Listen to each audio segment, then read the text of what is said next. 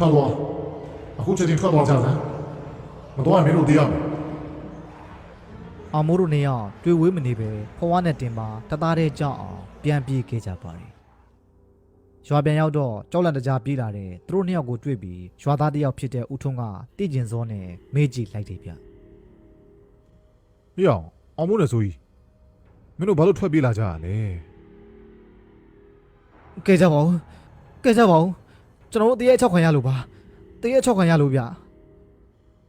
သူတို့နှစ်ယောက်တတိပြန်ဝင်လာတာနဲ့ဖြစ်ပြသမျှအားလုံးဦးထွန်းကိုပြောပြလိုက်ပါတယ်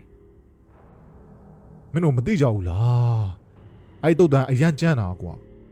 မင်းတို့မလို့တစ်ပင်သွားခိုးရတယ်ဦးထွန်းကဂယုဏဒေါသနဲ့သူတို့ကိုစူးခဲ့လိုက်ပါတယ်အဲ့နေရစပြီးဘယ်ရွာသားမှအဲ့တောထဲကိုမသွားရဲကြတော့ပါဘူးလာပြီလာဝဲညရီစုတောရဲကနေအော်ဟစ်ညင်းညူနေတဲ့အတန်တွေတညလုံးကြားနေခဲ့ရတယ်ဗျတနေ့မှာတော့ဖုံဖုံတပါဒီရွာကိုဖြတ်ပြီးကြွလာတာကိုရွာသားတွေမြင်တော့ကြီးညိုစိတ်ဝင်ပြီးကုသိုလ်ကောင်းမှုလုပ်ချင်လာကြလို့ဖုံဖုံကိုစွန့်လောင်းခဲ့ကြပါတယ်။ဘာကြောင့်လဲဆိုတော့ကြာကြာနေမှတခါဒီအရက်ဒေတာကိုဖုံဖုံနေကြွလာတာကိုကြုံရခဲ့လို့ပါဖုံဖုံဘယ်ကိုကြွမလို့လဲဖေကိုတော့ကဒီနာတဝိုက်ကတော်တွေထဲမှာတရားဘာဝနာပွားများပြီးတော့အမြပေးဝေမလားလို့ပါတခါကြီးရဲ့ဖုံဖုံကဦးထုံးမေကုန်းကိုဖြေပြီးတာနဲ့ရွာအစုံကတော်တွေကိုမျက်နှာမူလိုက်ပါတယ်ဒီအချိန်စွန့်လာလောင်းကြတဲ့ရွာသားတွေရဲ့မျက်နှာမှာစိုးရိမ်ပူပန်မှုတွေအတိုင်းသာမြင်နေကြရတယ်ဗျအဲ့ဒီတော်ထဲမှာမကောင်းဆိုးဝါးတရေတစီတွေပဲရှိတယ်ဖေတော်ထဲဝင်ပြီးတဲ့ရွာသားတွေအကုန်၆ခံခဲ့ရတာပါတပည့်တော်ကတော့တော်ထဲမဝင်မှုတားကျင်ပါတယ်ဖေကိုတော့တိတ်ဆိတ်ငြိမ်သက်တဲ့အရက်မှာတရားဘာဝနာပွားများပြီးတော့ကြင်ကြံအားထုတ်ခြင်းလို့ပါစိတ်ပူပေးကြလို့ကျေးဇူးတင်ပါတယ်နော်ဖုံဖုံကတုတ်တန်ရှိတဲ့တောထဲမဝင်ခင်ရွာသားတွေကိုကောင်းကြီးပေးခဲ့လိုက်ပါတယ်တောထဲရောက်တာနဲ့တောရဲ့မူမမှန်တဲ့အခြေအနေကိုဖုံဖုံခန်းစားမိခဲ့တယ်ဗျပတ်ဝန်းကျင်တစ်ခုလုံးတိတ်ဆိတ်လွန်းလို့ကြက်သိမ်းထားစရာကောင်းနေပေမဲ့ဖုံဖုံကတော့ကြောက်စိတ်မဝင်ခဲ့ပါဘူးတစုံတစ်ယောက်ကဖုံဖုံကိုစိုက်ကြည့်နေတယ်လို့ခန်းစားမိချိန်မှာပဲတစေကြီးကမကျေနပ်မှုတွေနဲ့ဖုံဖုံရှိကိုပေါ်ထွက်လာခဲ့ပါတယ်ရွာသားတွေပြောနေကြတယ်တရစရာကောင်းလုံးနဲ့ဝိညာဉ်လေးဆိုတာမင်းတို့ပဲပေါ့အသေးဘဝပြုခဲ့မှုတဲ့ဝကြွေးတွေကြီးကိုဆက်နေကြရတာပါလားဖုံဖုံကအဲ့ဒီအရာတွေကတရက်တစေလေးဆိုတာသိပေမဲ့လည်းစိတ်ထဲသိမထားသလိုကြောက်လည်းမကြောက်ပါဘူးဖုံဖုံတော်တဲ့ဝင်လာတဲ့ရည်ရွယ်ချက်ကလည်းတရားအားထုတ်ဖို့ပါပဲအဲဒီနောက်ဖုံဖုံကဘေးပါဝင်းကျင်ကိုတစ်ချက်ကြည့်လိုက်ပြီးတစ်ပင်ကြီးရဲ့အောက်မှာနေရာယူခဲ့လိုက်ပါတယ်အချိန်ကုန်လာခဲ့တာနဲ့အမျှအလင်းအောင်နေလာပြီးတိတ်ဆိတ်မှောင်မိုက်လာခဲ့တယ်ဗျဘေးပါဝင်းကျင်ကိုအနှဲငယ်သာမြင်နိုင်လောက်တဲ့လာရဲ့အလင်းအောင်လေးပဲရှိနေပါတော့တယ်ဖုံဖုံတရားအားထုတ်နေတော့မှအနာကတ်လာတဲ့အတန်တန်ကြားလိုက်ရတယ်ဗျ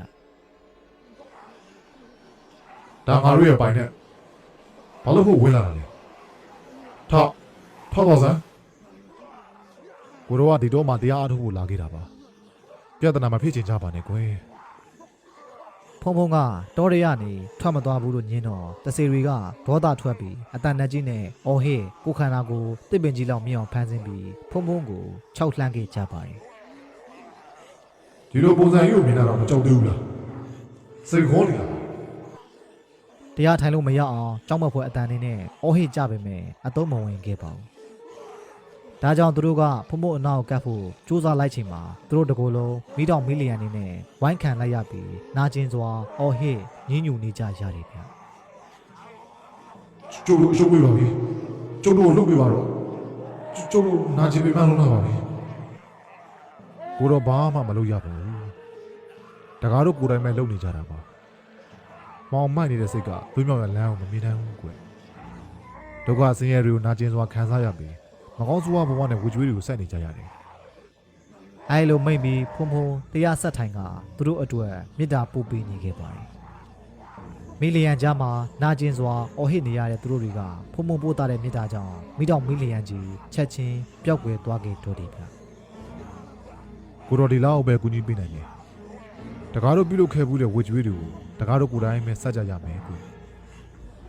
ဖုံဖုံမေးလိုက်တော့တရက်တစေတွေလည်းသူတို့လုတ်ခဲ့မှုတဲ့အမားတွေကိုပြန်အောင်မေးနောင်နာရပြီးဖုံဖုံရှိဒူးထောင်လက်အုပ်ချီလိုက်ကြပါတယ်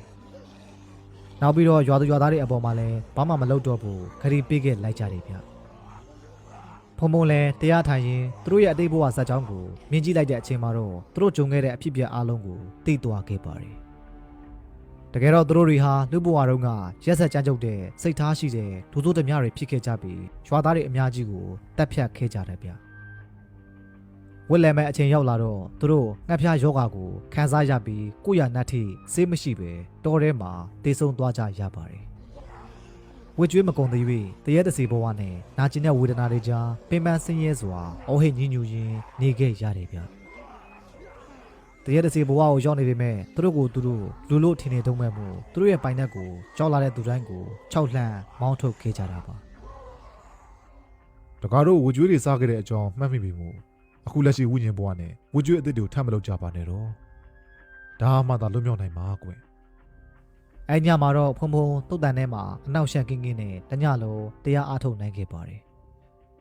ဖုံဖုံမေတ္တာဖို့အမျှဝေပေးပြီးတဲ့နောက်မှာတော့တောရရတုတ်တန်မှာတရက်တစီတွေကိုဘယ်သူမှမမြင်ရတော့ပါဘူးဟုတ်ကဲ့ဇလန်လေးကောဒီလောက်ပါပဲခင်ဗျာအားလုံးကျေးဇူးအများကြီးတင်ပါတယ်ခင်ဗျာ